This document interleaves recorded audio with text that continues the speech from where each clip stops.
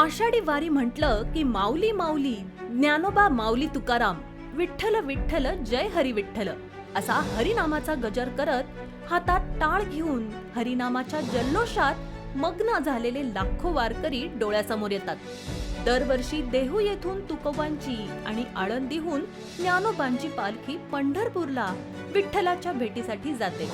त्याचबरोबर लाखो वारकरी देखील पंढरपूरला पायी जातात. आषाढी वारी हा संपूर्ण महाराष्ट्राचा उत्सव असून या काळात सर्वत्र उत्साह आणि चैतन्याचं वातावरण असतं. यंदाच्या आषाढी वारीला सुरुवात झाली आहे. सोशल मीडियावर वारीतील अनेक व्हिडिओ पाहायला मिळत आहेत. सध्या अशाच एका परदेशी महिलेचा वारीमधील व्हिडिओ चर्चेत आलाय. आषाढी वारीमध्ये कित्येक वारकरी वर्षानुवर्ष वारी करतात. काही वृद्ध वारकरी देखील वारीमध्ये सहभागी होतात. आषाढी वारीचे आकर्षण परदेशी नागरिकांना देखील आहे.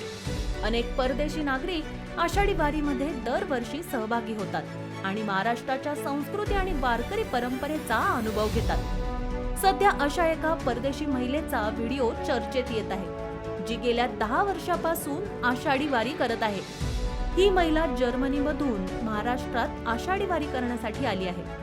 व्हिडिओमध्ये दिसत आहे की जर्मन महिलेने महाराष्ट्रीयन नऊवारी साडी नेसली आहे. गळ्यात तुळशीच्या माळा घातल्या आहेत. कपाळावर टिकली आणि कुंकू लावलंय. त्या महिलेला पाहता क्षणी असं वाटतं की वारकरी महिलांपैकीच एक आहे.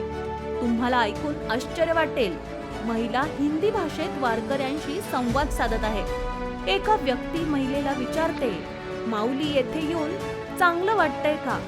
त्यावर उत्तर देताना ती महिला म्हणते, मी गेल्या 10 वर्षापासून येते, का नाही चांगलं वाटणार? व्हायरल व्हिडिओ नेटकरांना प्रचंड आवडला आहे. अनेकांनी व्हिडिओला पसंतीही दर्शवली आहे.